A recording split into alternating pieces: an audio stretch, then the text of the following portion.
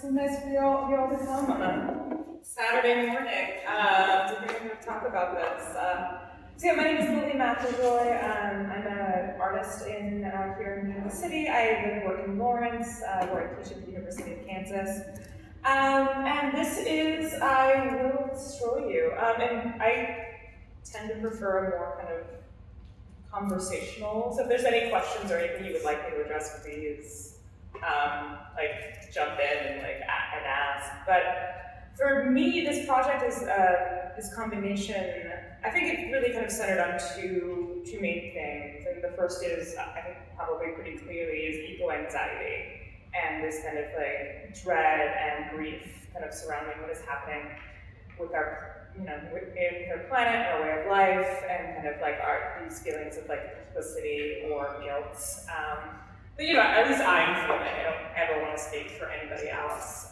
So this kind of exploration of the landscape and feelings of loss. But also this is a show that's really very much about photography and both photographic history and photographic practice. All of the alterations or manipulations that you see in these photographs are physical. So I'm physically manipulating negatives. For the larger pieces, which are called I Will Destroy You, followed by their geotag, I'm kind of enacting this very traditional photographic practice of taking a 4x5 camera out into the landscape. Much like I like to think of myself in a relationship to Ansel Adams, just because it feels nice, I suppose.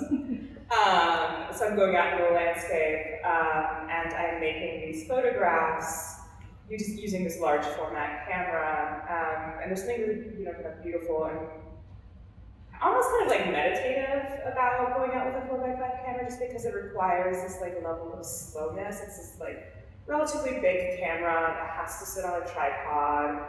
And then I just sit and I wait to the sun for the sun to be in the correct position. So it's this kind of moment of meditation or contemplation in the landscape.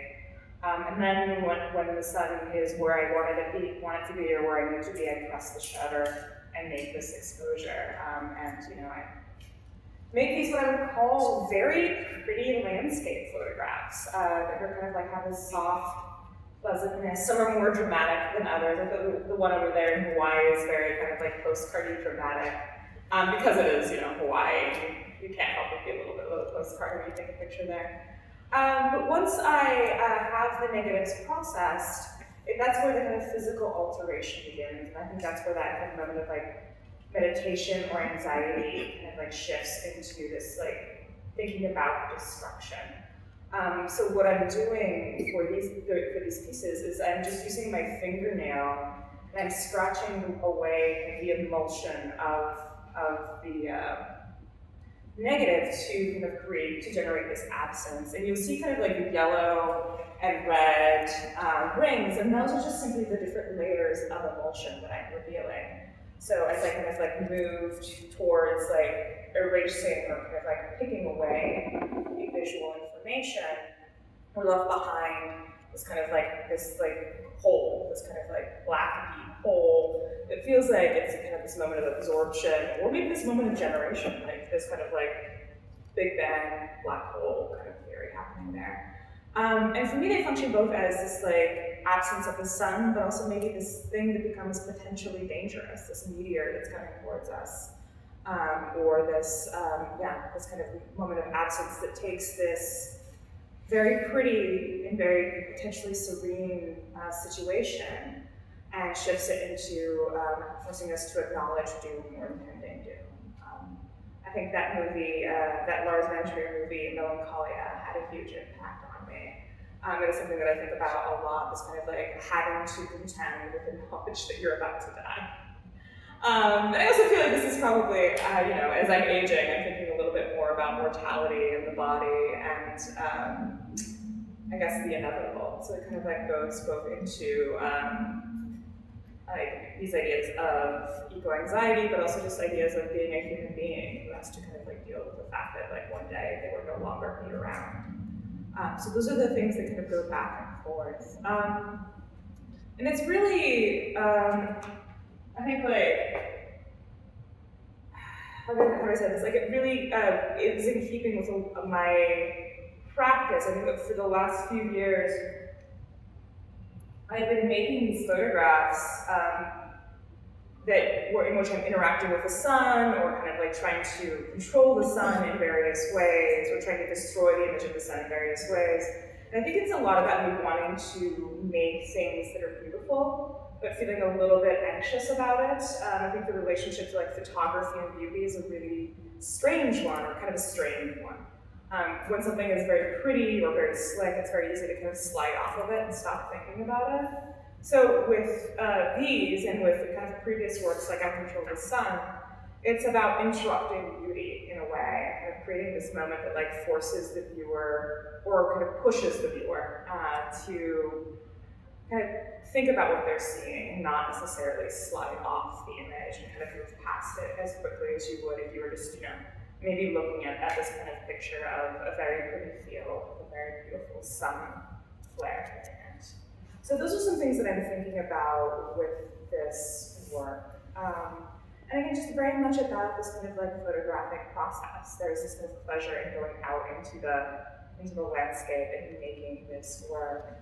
And there's similar things happening with the photographs that you see here, which have been an incredibly satisfying kind of like body of work to make. I'm also, these are called This Is What Resulted, and it's an ongoing series that I feel like I'm just like kind of hitting on right now. It feels like I've just begun this, but it's still that similar practice of going out into the world and taking pictures of the sun in the sky during various kind of like points of the day, using that 4x5 camera. And the negative, for those of you who aren't super familiar with 4x5 cameras, this is the size of the negative that it produces. So it's this kind of like one-to-one relationship.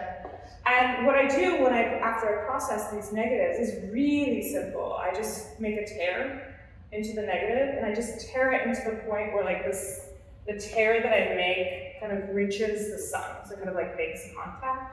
And it's this form of like destruction that is either maybe like happening to the sun or emanating from the sun. And for me, it goes back and forth. Like I don't think that it's like there's an answer to like what kind of destruction is happening or what kind of power is being emanated.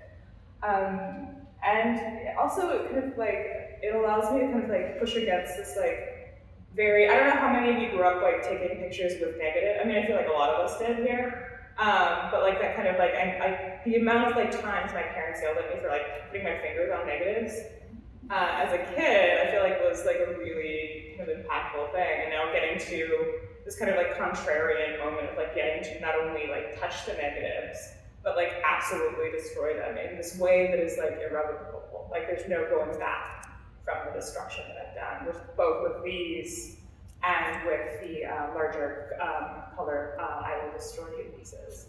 And I'm kind of really interested in that idea of like irrevocable, sorry, it's a really hard word to say.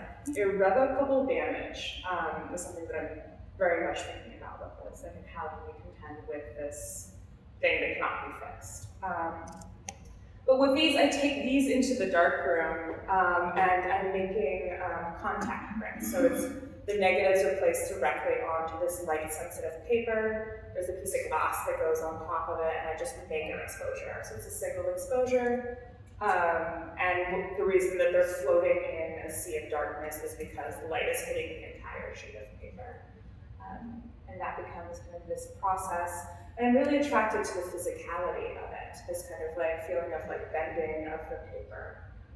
It's something that I feel like I'm really going to want to be like moving forward and working with a lot more as kind of things kind of progress. And it kind of this process of being in the darkroom, I think, really comes from teaching. I teach at the university, and I'm teaching darkroom classes. It's been really kind of pleasant to be back in the darkroom, and it's kind of affected my practice in a really nice way. Like kind of like relationship between teaching and my personal artistic practice is really strong. But being in the dark and contending with light and having these kind of like meditative physical moments of production are really lovely. Especially when so much of the work that I do is kind of like computer based. And these kind of monoliths that are both kind of like start the show and end the show, I feel like they serve kind of as like bookends for this kind of section and body of work. And they're also made in the darkroom. They're these, they're gelatin silver prints that are made using paper negatives. And what I mean when I say paper negatives is I'm essentially just like using cheap like laser prints to make an inverse of an image.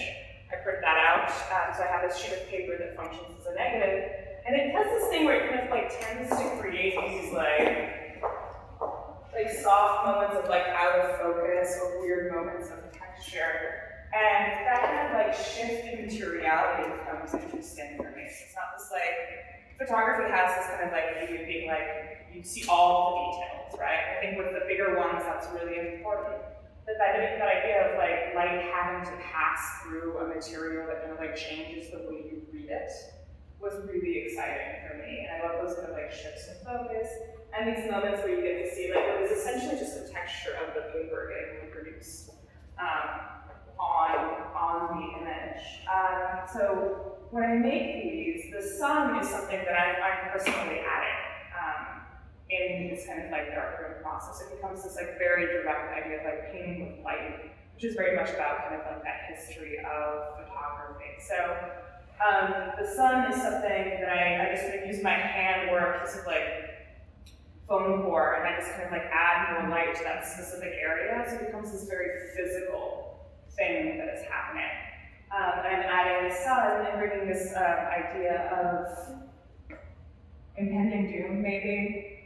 This thing that is never going to actually, we never see it actually happen, but we know that it's coming.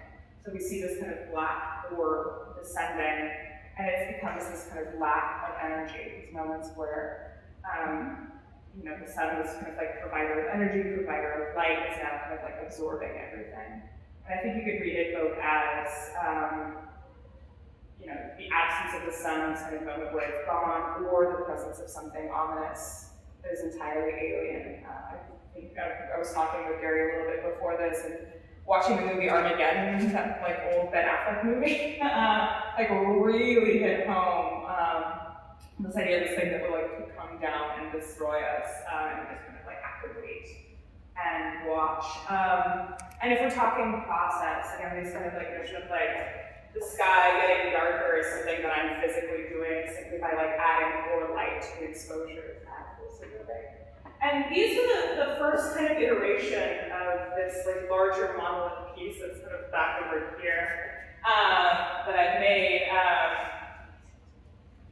And I made these and I was really kind of interested in them and was trying to figure out like how to get them to be a little bit more experiential. Like I wanted there to be something in this space that the viewer would have to stand in front of and maybe kind of like have this moment of connection or actual experience with, that they wouldn't be able to, or it would be less likely that they would be kind of like seeing multiple things at the same time.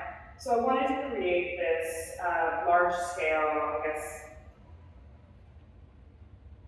10 foot tall by 14 foot wide, and that's just kind of the dimensions of the paper. They're all these are like printed on 20 by 24 inch sheets of darkroom paper, of gelatin silver paper, and that's just practical. Like that's the biggest size I could get in the darkroom. So that's what I did. Like that's as big as I could go, so that's how I went. And making these things that like we're making this kind of like larger piece, and I don't know if it's helpful to look at it about all of there. This piece that I think people will stand in front of and have maybe this kind of like moment of contemplation or meditation. But it's made in a very similar way. It's made in segments and using paper negatives in the darkroom, and then constructed together, and then having this kind of like large black orb hovering. It's waiting. We don't know if it's going up or down. We don't know when it's going to hit, but it's there. And it's coupled with this piece of text, which I'm going to go over and read just because like, I feel like it's an important moment. And please tell me if you can hear me. But it says, you are standing in a landscape. Maybe it's a pasture, or maybe it's the lakeshore on a summer evening, or maybe it's the top of a mountain. The wilderness wilderness past the end of the trail, but whatever this place is, in this moment, it feels safe. It feels stable. Then it doesn't. All at once, there's dread and melancholy. You are here, waiting for an inevitable end. It is coming. You are grieving, but at least this place is pretty. And then there's this idea of kind of like reading this text and turning back to look at this piece, kind of like having this kind of quiet moment of contemplation between this notion of like finally, or like suddenly realizing that things are unstable or not as safe as you perceive them to be, and what do you do with that information? Like there's nothing you can do to save yourself, but I guess there's this kind of moment of like enjoying being in the beauty of it, even though it's about to all end. That's the kind of complications that I'm trying to bring up. Any questions? Anything I can answer so far? I don't have a question, but it depends on your worldview. Yeah. Especially with the manipulated color photographs. You know, if you believe that all of this nature that's around us is random and accidental, then I think it's a really subtle and powerful irony that you have, that the mark that you make on there is planned to look accidental. I mean, I think it's planned to a degree. Like, I know I'm going to make a mark and I know I'm going to how to make it, but I never know how it's actually going to come out, because there's the ability to be precise with like my little fingernail, and the size of the negative is kind of non-existent. I'm just not a very precise person to begin with. Like, it's just not my skill set. But I think the first one you see over there, the field in the middle, that's the most precise one. It's the first one, and I was being extremely careful. And you're right, it is planned. I'm really thinking about the position. I'm thinking about where the sun is in the frame. They kind of create these like different feelings, the like strangeness of the sun being kind of like all the way up at the top versus the kind of more traditional like sun about to hit the landscape. So there are some really, really conscious things happening there, but it's getting more exciting for me the more I work on these and the more kind of sloppy I get with my like kind of like picking. Those are the moments where it actually gets really interesting. I think the one on the far right over there, the ocean scene, is for me potentially the most successful one. One, because the length of the scene is very pretty, but also the level of texture and change is kind of like the most like haphazard and messy, and you see more and more evidence of my body and my touch. So like you see all the little marks my fingernail made surrounding the orb, or the missing sun. Well, it's putting you in the position of being like a participant and an observer at the same time. Yeah, exactly. Yeah. And when you were pointing your finger, I thought about that Michelangelo painting, like that. I really love that. And I think that's what I'm really curious about, this kind of like idea of complicity and like both, like who is destroying who? Like, are we responsible? Are we being destroyed? Are we doing the destroying? This kind of like unclear relationship. Like, and I think that's really similar. Like, it's like who is creating, who is observing. I think it's a really good way of looking at that too. And I think also these light videos in which I'm reflecting the sun back to itself, or communicating, or signaling danger, are kind of an interesting part for me, because I think also it brings my physical body back into the work to something that is really kind of traditionally part of my practice. I'm usually kind of physically in the work in one way or another. So this was a way to visually bring my hand back in, even though like I'm very physically present in all of these works because I am enacting an action. But these become this kind of moment of like my hand jutting out. And I love this kind of like notion of like playing these very simple tricks that are very obvious to the viewer. Like I think the viewer understands kind of quite readily what is happening with these videos, or with this video. But it still has this element of magic. Like it becomes this kind of like beautiful, precious, glowing thing that happens. And even though we all understand what's happening, it's just a mirror in somebody's hand. I still think it has that kind of like shininess that it has, like that pulls you in. And it becomes this act of communication between the corners. So like these two hands signaling to each other, kind of like having this kind of conversation. For me, at least, on a certain level, signals distress. This idea of like using light to kind of like signal. So kind of this moment of like a distress signal that is happening. So it's like largely what I'm thinking about with these two videos, just functioning on a loop, silently kind of like talking to one another and signaling danger. And I think this like very simple gesture is really important to me. And the fact that it be like both readable and understandable to the viewer and very kind of simple to enact. Like the fact that like these photographs are made possible by this very simple act of picking, or kind of destroying. These like, I feel like the monoliths are actually the most complicated to make just because they kind of demand this sort of like darkroom kind of finessing and materiality, but I also think this kind of like very simple act of tearing. So it's these very, very basic and very, very simple forms of disturbance or destruction that are taking place. Okay, so I feel really badly because I was late getting here, so you may have already talked about whatever my question is. But I kind of think, in my experience of your work, which is not extensive, but it feels like there's that wonderful iconic photograph of you walking out the sun. Yeah. And I don't like when you said that the dialogue between this and the one in the corner. Maybe that one's the one in the corner? Oh. Maybe not, I haven't seen it. But anyway, I was just going to ask you to talk about that because that feels like, that seems like that is sort of an iconic piece for you, and it feels so much like this kind of communication and like this simple idea that it's just your hand doing this, but isolating, kind of isolating the sun. And anyway, do you have something to say about that piece, or is that in fact iconic in a way or not? I mean, I think it's an important body of work for me, for sure. For those of you who maybe aren't familiar, it's that I Control the Sun. There's one in the lobby, or not the lobby, sorry, the primary gallery out front. And it's this project that I've been doing for years now, where I just go out into I think I just really like going outside. Like I really like opportunities to go be in the landscape.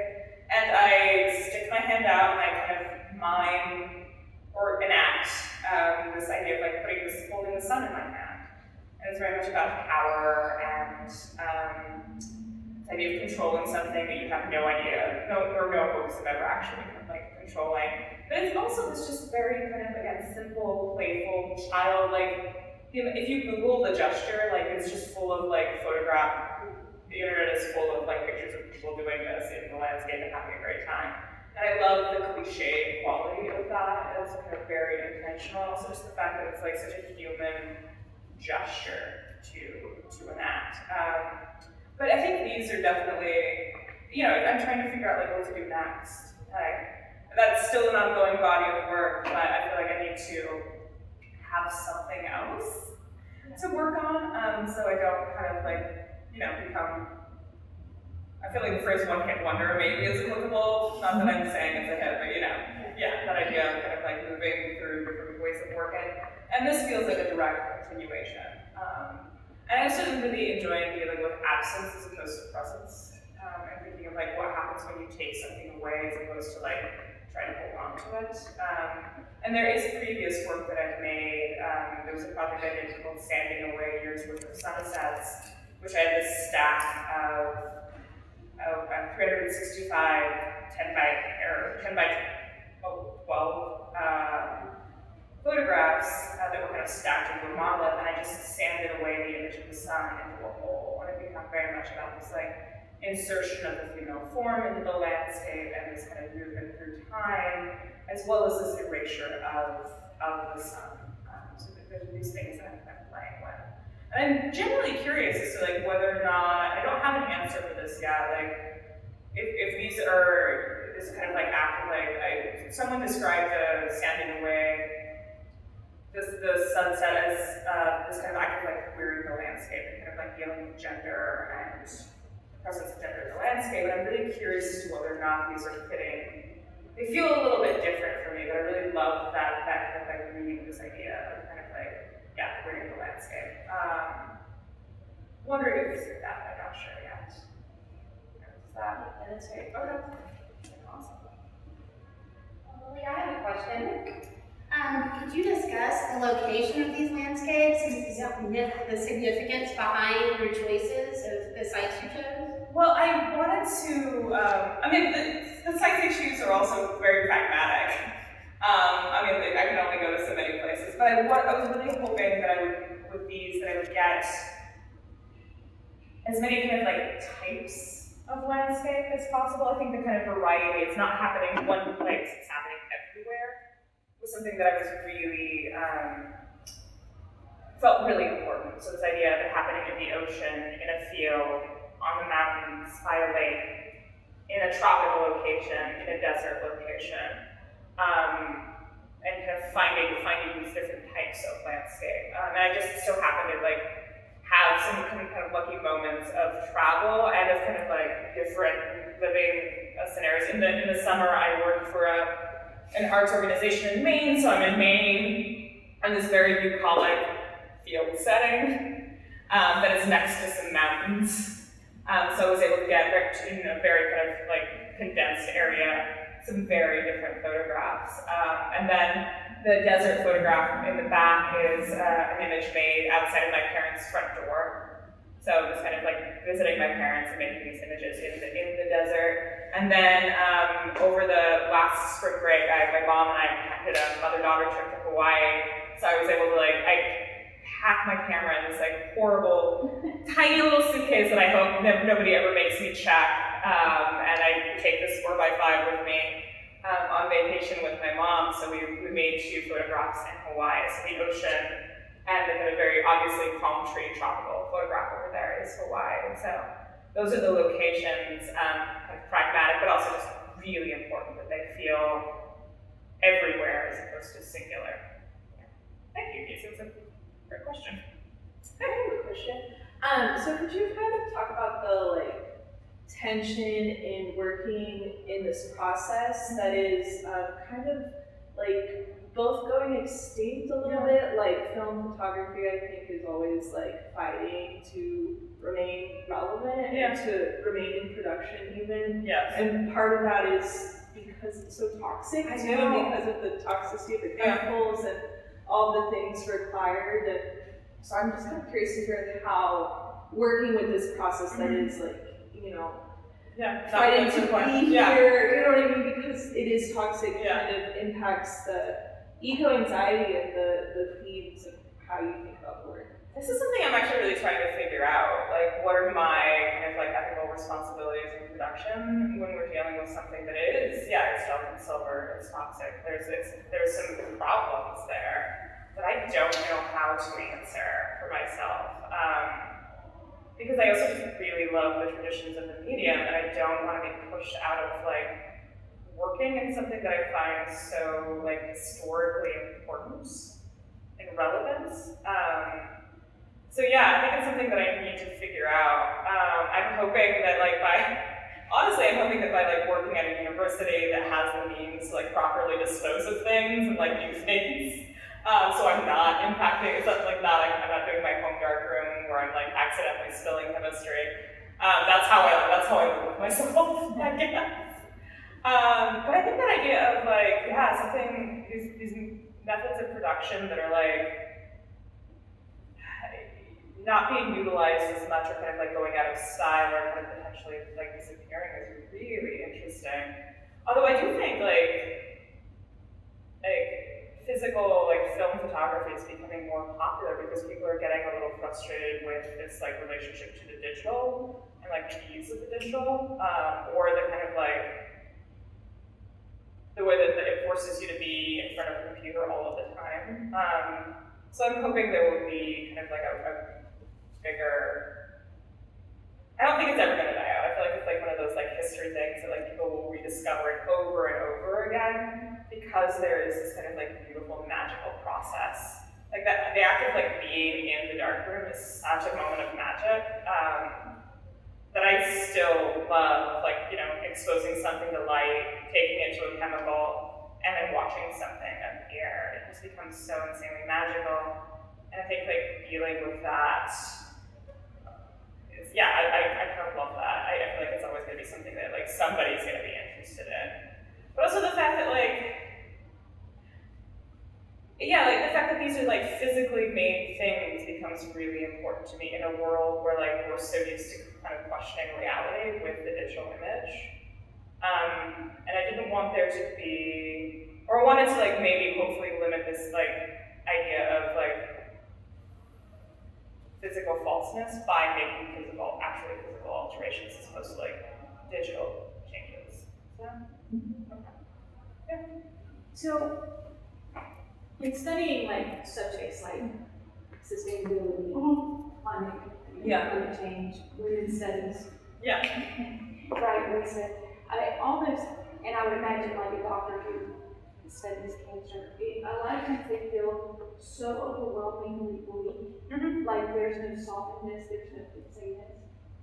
So I was wondering, like as an artist, we respond to these things by making work, but then also the work impacts us, and sometimes it can be hard emotionally. Yeah. Because you're going, I can't fix it, what am I doing? Like Yeah. you're putting this work out, but even the viewers, like you can't ask us to do anything to fix it, right? Are these like your point of optimism? Is that because the rest of it seems so, I can't, ominous? Is that, because to me these seem optimistic almost, like, I mean, I heard you say like a distress signal, but also at least there's someone you're communicating with. No, I think I like the read of these as being optimistic. I think that's, and I feel optimistic. I think it's important to feel like there is something that can be done, because otherwise, like, but yeah, no, I think the shiny, bright moment of communication feels like there needs to be some sort of like raising up, because I think that moment between the text and the wall does feel so kind of like heavy. And I think including these moments of lightness where it can be about like communicating, fixing, saving. I kind of, think about that as those things. So yeah, I would call these a moment of optimism. I also feel optimistic. No, I guess I don't feel optimistic. I just think these are, the color photographs are pretty, and therefore I enjoy looking at them. But I do think they are really kind of like, they're full of melancholy for me.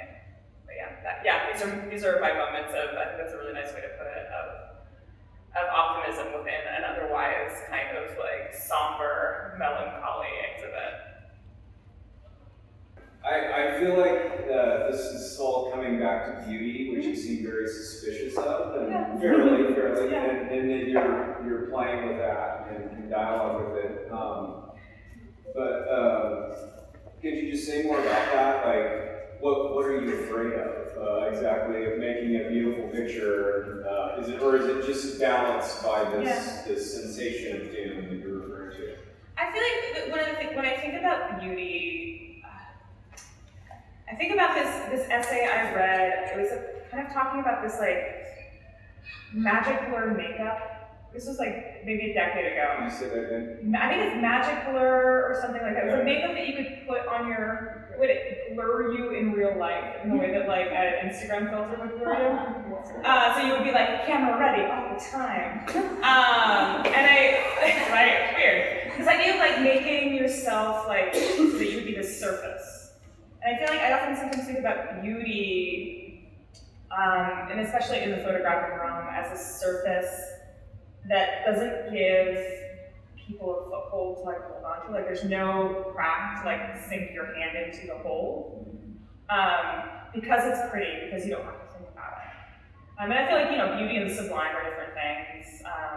I love these notions of the sublime, this thing that like is so amazing that it fills you with terror. But beauty is pleasant, right? It's like it doesn't challenge in any sort of way necessarily. There's strange beauty. I mean, there's like beauty of like, there's the beauty of like, God, I mean, David Bowie is beautiful, but I feel like David Bowie challenges.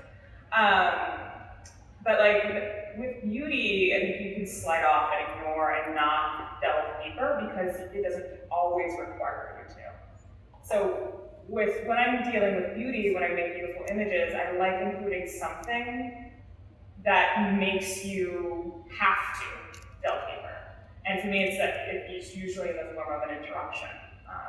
So with the I control the sun photographs, it's my hand kind of like poking into the image, interrupting this like otherwise very beautiful scene of like the sun setting the landscape. With these, it's the kind of creation of the whole, and it becomes an interruption into what like that's a really pretty scene. Like I was really having a lovely evening, drinking a glass of wine on a porch, enjoying this very pretty landscape. It required nothing of me other than like, oh, am I pretty? But you still poked a hole in it. Yeah, but it makes you think about it. Makes you think about other things. So that's why I'm kind of futzing or like contending with beauty, or why I'm a little suspicious of beauty, even though I feel like everybody, I enjoy beauty. And yeah, I think as an artist, sometimes it's hard to make things that are pretty, or I hesitate to make things that are pretty because they don't challenge. They don't always challenge. There's a lot of very pretty art that does.